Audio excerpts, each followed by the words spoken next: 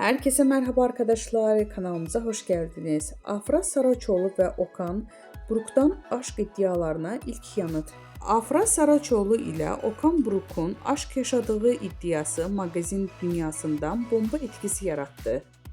Akşam yemeği ve sosyal medya takibinin söylentilerinden kulaktan kulağa yayılırken Afra Saraçoğlu iddialara res çekti.